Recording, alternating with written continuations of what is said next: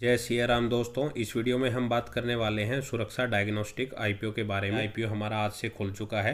Company क्या business करती है, उसके फाइनेंशियल क्या है, उसका करंट ग्रे मार्केट प्रीमियम क्या चल रहा है, जो ये मार्केट से पैसा रेज कर रही है उसका ऑब्जेक्ट क्या है, इस आईपीओ में अगर हम अप्लाई करते हैं हमें लिस्टिंग गेन मिलेगा या नहीं मिलेगा, वो सारी ही बातें मैं इस वीडियो में कवर करूंगा। तो लास्ट तक वीडियो को जरूर देखिएगा। तो यह आईपीओ हमारा आज 29 नवंबर से 3 दिसंबर के बीच में खुला रहेगा। कंपनी ने इसका जो फेस वैल्यू है वो ₹2 पर शेयर का रखा है। इसका जो प्राइस बैंड है वो 420 से 441 रुपये पर शेयर का है। एक लोट में आपको इसमें 34 शेयर मिलेंगे। और अगर हम इसके टोटल इशू साइज की बात करें तो वो कंपनी लगभग 846 करोड़ रुपए का इशू साइज लेके आई है और सारा का सारा ऑफर फॉर सेल के जरिए यहाँ पे कंपनी अपनी हिस्सेदारी बेच रही है। कंपनी यहाँ से जो पैसा रेज करेगी वो सारा का सारा प्रमोटर्स के खाते में जाएगा। कंपनी के ऊपर इसमें से कोई भी पैसा खर्च नहीं किया जाएगा। तो यह एक नेगेटिव चीज़ देखने को फिलहाल मिल रही है। अगर हम इसके अलॉटमेंट की बात करें तो 4 दिसंबर के दिन हमें इसके अलॉटमेंट का पता लगेगा। 5 दिसंबर के दिन जिनको अलॉटमेंट नहीं मिलेगा उनका रिफंड उनके अकाउंट में क्रेडिट हो जाएगा। जिनको अलॉटमेंट मिल जाएगा उनके शेयर उनके डीमैट अकाउंट में 5 दिसंबर के दिन क्रेडिट हो जाएंगे।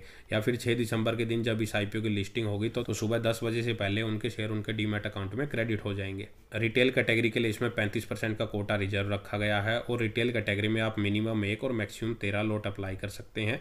एक लॉट में आपको 34 शेयर मिलेंगे, जिसके लिए आपको टोटल 14,994 रुपये इसमें पे करने पड़ेंगे। प्री आईपीओ जो प्रमोटर्स की होल्डिंग चल रही है वो लगभग 61% की चल रही है। इसके बाद कंपनी के बिजनेस की बात कर लेते हैं तो कंपनी की जो स्थापना है वो 2005 में हुई थी और कंपनी मेडिकल लाइन में काम कर रही है, जिसका मेनली अगर हम बिजनेस देखें तो वो pathology, radiology, testing and medical consultancy service provide करवाती है। कंपनी का जो मेनली बिजनेस है वो हमें वेस्ट बंगाल, बिहार, असम एंड मेघालय में देखने को मिल रहा है। तो कंपनी अपनी सर्विस अपने कस्टमर को ऑनलाइन एंड ऑफलाइन दोनों ही उससे प्रोवाइड करवाती है। फिलहाल कंपनी की कंसल्टेंसी सर्विस के अंडर अगर हम बात करें तो 44 डायग्नोस्टिक सेंटर देखने को मिल रहे हैं और 120 पॉलीक्लिनिक देखने को मिल रहे हैं, जिसमें 750 से भी ज्यादा डॉक्टर फिलहाल काम कर रहे हैं। कंपनी वैक्सीनेशन सर्विसेज भी प्रोवाइड करवाती है, जिसमें कस्टमाइज वो पैकेज अपने कस्टमर को प्रोवाइड करवाती है। कंपनी कुछ की स्ट्रेंथ की बात करें तो कंपनी जो डायग्नोस्टिक सेक्टर में काम कर रही है उसमें काफी वेल पोजीशन नजर आ रही है और कंपनी का जो मेनली बिजनेस है वो हमें eastern and north eastern India में देखने को मिल रहा है। कंपनी अपने कस्टमर्स को pathology, radiology, testing and medical consultancy service provide करवाती है।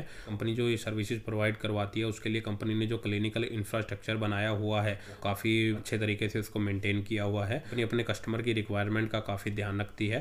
कंपनी की जो मैनेजमेंट टीम है वो काफ़ी सालों से इस सेक्टर में काम कर रहे हैं, वो काफ़ी एक्सपीरियंस टीम है। इसके बाद अगर हम कंपनी के फाइनेंशियल्स की बात करें तो सबसे पहले अगर मैं कंपनी के रिवेन्यू की बात करूँ 2022 में कंपनी का रिवेन्यू 225 करोड़ रुपये था। 23 में वो घट के 193 करोड़ और 24 में वो फिर से 222 करोड़ रुपए हो गया। तो और फाइनेंशियल ईयर 25 के फर्स्ट क्वार्टर में कंपनी ने 61 करोड़ रुपए का रिवेन्यू किया है। इसके अगेंस्ट में अगर हम कंपनी का प्रॉफिट देखें तो 2022 में कंपनी का लगभग 21 करोड़ रुपए का प्रॉफिट था। 23 में वो प्रॉफिट गिर के 6 करोड़ रुपए रह गया और 2024 में कंपनी का प्रॉफिट लगभग 23 करोड़ रुपए रहा और फाइनेंशियल ईयर 25 के फर्स्ट क्वार्टर में कंपनी ने 7.67 करोड़ रुपए का प्रॉफिट किया। तो कंपनी के रिवेन्यू के साथ साथ उसके प्रॉफिट में भी काफ़ी फ्लक्चुएशन नजर आ रही है। कंपनी का जो बिजनेस है वो स्टेबल नजर नहीं आ रहा। कभी कभी तो उसकी सेल्स काफ़ी ज़्यादा बढ़ रही हैं, कभी उसमें काफ़ी ज़्यादा गिरावट आ रही है। कंपनी के पास 176 करोड़ रुपए के रिजर्व हैं, जिसके अगेंस्ट में सिर्फ 7.5 करोड़ रुपए का कर्जा है। तो ऑलमोस्ट हम कह सकते हैं कि यह एक डेप्ट फ्री कंपनी है। कंपनी के ऊपर इतना कोई ज़्यादा कर्जा नहीं है और कंपनी का जो डेप्ट इक्विटी रेशो है वो 0.2 का है और कंपनी 99 के मल्टीपल पी पे अपने आईपीओ को लेके आ रही है।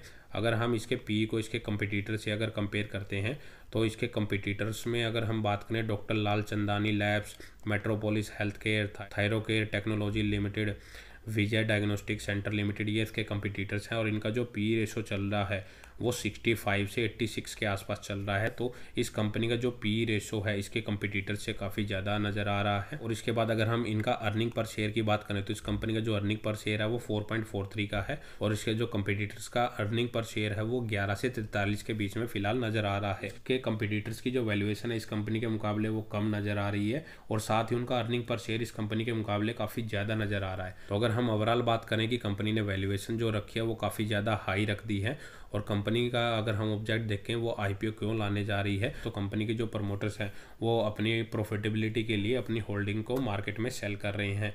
तो कंपनी के फ्यूचर की ग्रोथ के लिए इनमें से एक भी पैसा यूज नहीं होने वाला है। और अगर हम आज के दिन इसका अगर करंट ग्रे मार्केट प्रीमियम भी चेक करें तो वो 0 पे ही ट्रेड कर रहा है, तो कोई डिमांड इसकी ग्रे मार्केट प्रीमियम में भी नहीं चल रही है।